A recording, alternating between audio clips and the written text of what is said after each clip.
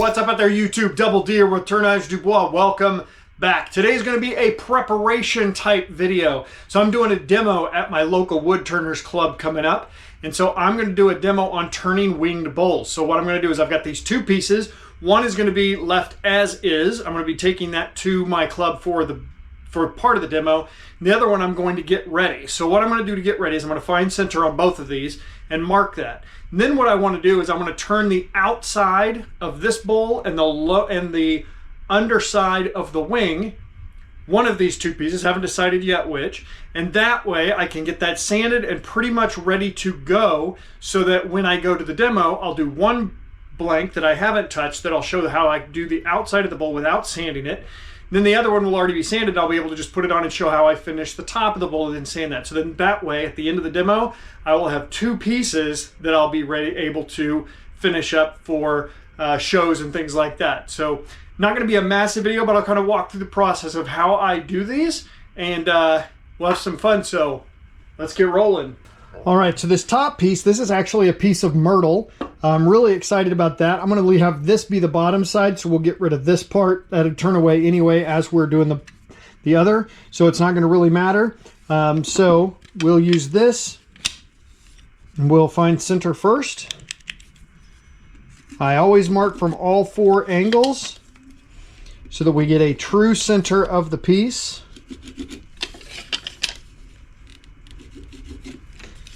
So we know where that is.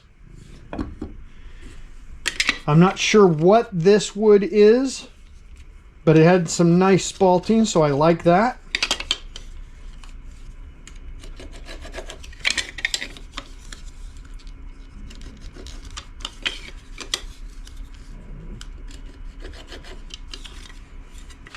All right, so we have our center is going to be the center of that part, and this one real close to square, so we'll get those both marked, and then we're going to get our faceplate on.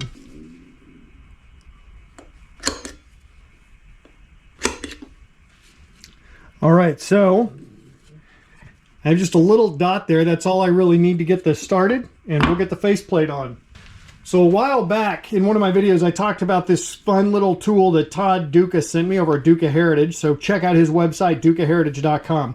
This is a faceplate made for my lathe. It's going to be 1 1/4 by 8 threads per inch. And then the centering portion. So you just screw that portion all the way in. And we're going to watch here for a second. You'll see that tip come right out of the bottom of the faceplate. So you can see that come out just a little bit. And all you do is you just make sure that that's in that center hole. And that's going to help keep the piece right where it needs to be to keep that faceplate centered while we mark that and get it screwed in. So we'll get that one mounted up and get it going.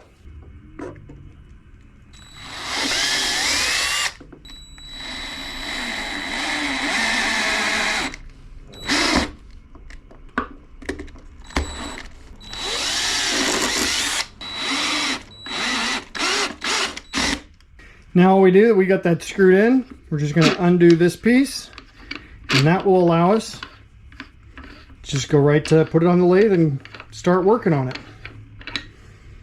Awesome little thing, Todd. All right, so the first thing we're going to do is we're going to get this bottom flattened off and start rounding, pick out where our wing's going to be, and start cutting to that. And then we will leave a tenon on the bottom so we can get that all taken care of.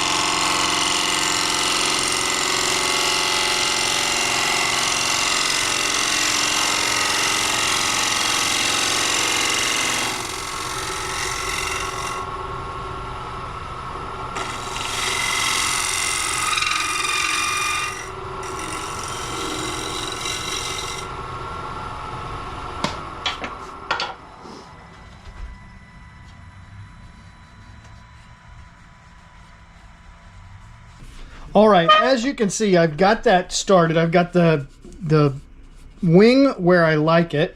So I'm gonna have a pretty thin wing, and then on the top part, I'll have it be emerging through the top of that wing. I like to have a little bit of an undercut angle, so it kind of flows, just a little bit of juxtaposition there. So we're gonna get this sanded up, and this base will be done so that when I go to my demo, I can just put that right in the chuck jaw there with that tenon, get the top part of the wing done and the bowl top done, and then hollowed out. So we're gonna get to sanding this and get basically everything done on this, and then ready to finish for when we get done with the whole project overall.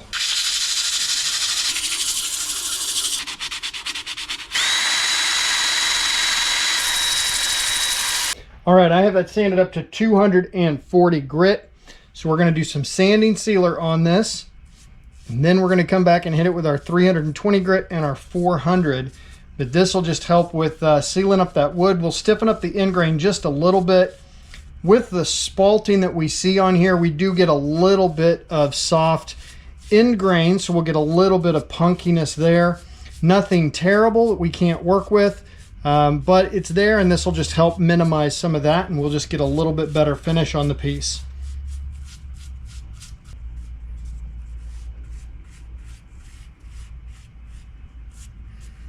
All right, we'll let that dry. Then we're going to denib it with our green Scotch-Brite pad, and then we'll get back to sanding.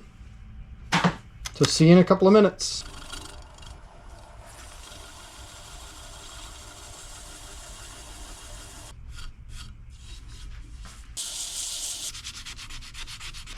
Now we have that up to 320 grit. So now we're going to hit it with our denatured alcohol to clean it up.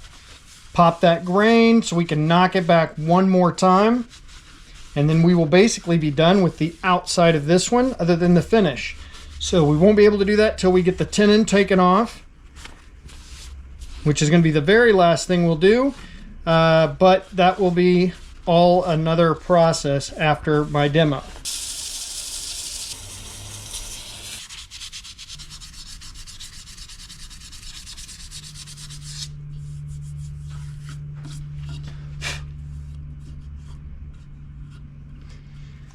Hey everybody, welcome back. Hope you enjoyed that little project just to show how I prepare for a demo that I'm getting ready to do. So we have our piece that we turned. So we got the outside turned, we got a nice tenon on that. And then in the second part of the demo, we'll do the top of the wing and the emerging bowl and hollow it out.